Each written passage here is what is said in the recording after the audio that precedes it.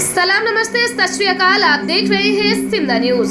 आज की इस वीडियो में हम आपको उस खास खबर से रूबरू करवाएंगे जिस पर मेन स्ट्रीम मीडिया न सिर्फ खबरें चला रही है बल्कि गोदी मीडिया समेत नफरती चिंटुओं ने इस खबर को आधार बनाकर मुसलमानों और उनकी आस्था के खिलाफ नफरत फैलाना शुरू कर दिया है। हमारी यह खबर भी साबिर पाक की दरगाह कलियर शरीफ से जुड़ी हुई है। वही कलियर शरीफ जहां आए दिन मोजज़े देखे जाते हैं, वही कलियर शरीफ जहां सिर्फ मुसलमान ही नहीं बल्कि गैर मुस्लिमीन भी बड़ी अकीदत और मोहब्बत के साथ हाजिरी लगाते हैं। वही कलियर शरीफ दरगाह जहां अकीदत के फूल पेश करने दुनिया के कोने कोने से साबिर पाक रहमतुल्लाह अलैह के दीवाने पहुंचते हैं। वही कलियर जहां से हमारे मुल्क भारत की खूबसूरत तस्वीर दिखाई देती है। बहुत बड़े वली का दरबार है, सभी लोगों की आस्था यहाँ पर है। मुरादें और मन की बातें कहते हैं और उनकी पूरी भी होती है माशाअल्लाह। उत्तराखंड के वक्फ बोर्ड के चेयरमैन शादाब शम्स के एक बयान ने मुस्लिम जगत में साबिर पाक रहमतुल्लाह अलैह के चाहने वालों में भयंकर तूफान खड़ा कर दिया है। वक्फ बोर्ड के चेयरमैन का कहना है कि साबिर पाक की दरगाह एक जिस्म फरोशी और नशाखोरी का अड्डा बन चुकी है। दरगाह के आसपास बने होटलों में जिस्म फरोशी का धंधा खुलेआम चल रहा है और कुछ असामाजिक तत्व दरगाह के आसपास बनी अवैध कॉलोनियों में रहकर नशाखोरी और जिस्म फरोशी के कारोबार में लगे हुए हैं, जिससे दरगाह के आसपास जेब तराशी और चोरी चकारी की वारदातें बढ़ गई है। वहीं शम्स ने यह भी कहा है कि पीरान कलियर में मानव तस्करी के साथ ड्रग्स रैकेट भी चरम पर है।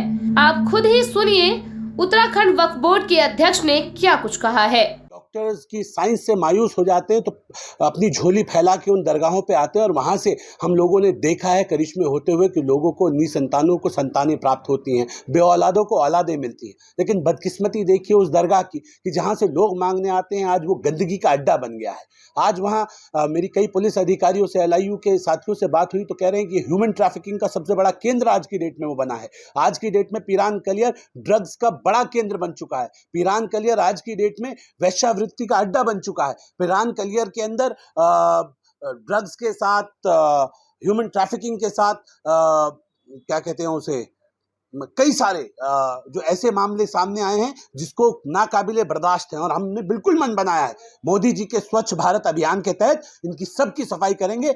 एक भी गलत आदमी को हम पीरान कलियर में रुकने नहीं देंगे। पूरी तरह से नीचे से ऊपर तक झाड़ू भी चलेगी और बुलडोजर भी चलेगा। ये धामी की सरकार है।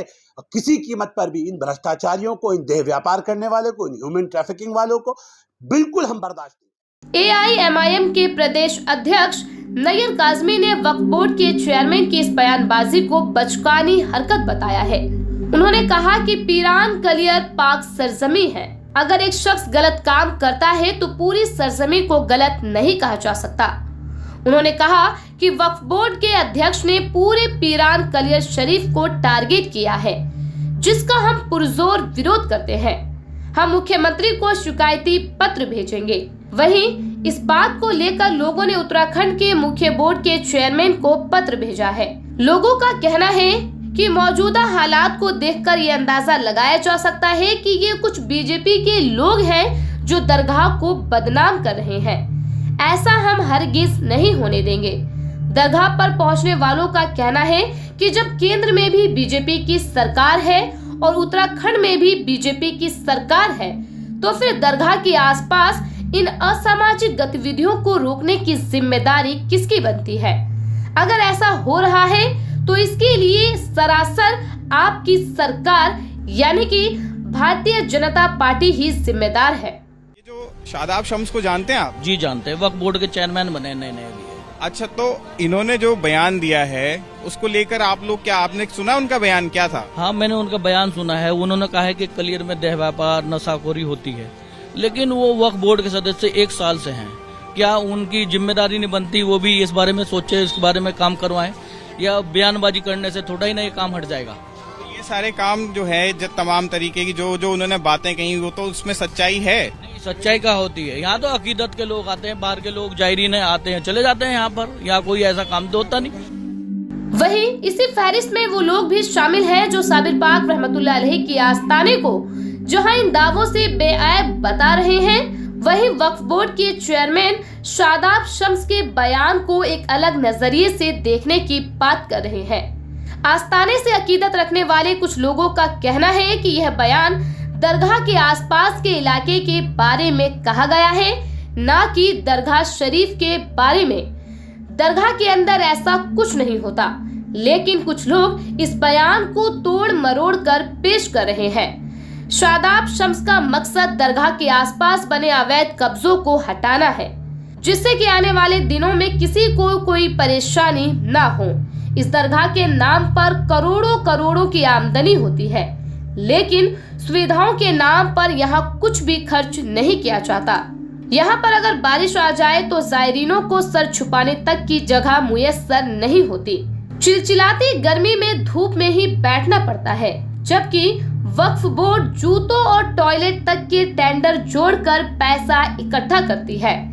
ऐसा सिर्फ इसी दरगाह पर होता है, जहां जायरीन जूतों के पैसे को लेकर झगड़ते देखे जा सकते हैं। जैसा कि आप सभी जानते हैं कि यहाँ पर ऊपरी बला से परेशान लोग ही पहुँचते हैं और काफी दिनों तक यहीं पर रहते हैं, क्योंकि दरगाह पर इनकी हाजिरी लगती है।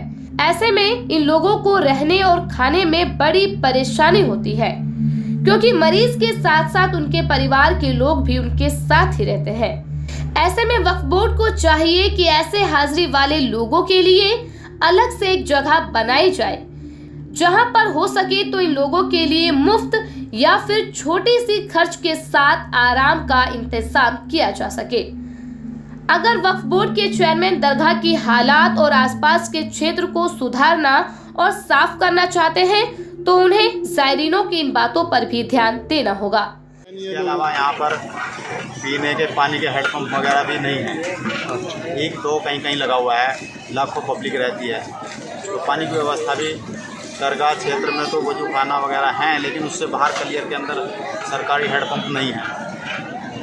विधायक निधि से होने चाहिए या MP कोटे से होने चाहिए या नगर पंचायत की तरफ से नल लगने चाहिए। मेरी सरकार से भी और प्रशासन से भी अपील है कि वो पानी की व्यवस्था करें, पब्लिक की जो परेशानियाँ उनके लिए प्रबंध करें, उनकी व्यवस्था को दुरुस्त करने के लिए। बहरहाल नाज़रीन, आप शादाब शम्स के इस बयान को कैसे देखते हैं, हमें कमेंट कर जरूर बताएं। वीडियो को लाइक करें, शेयर करें और साबिर पाक रहमतुल्लाह अलैह के दीवानों तक जरूर पहुंचाएं।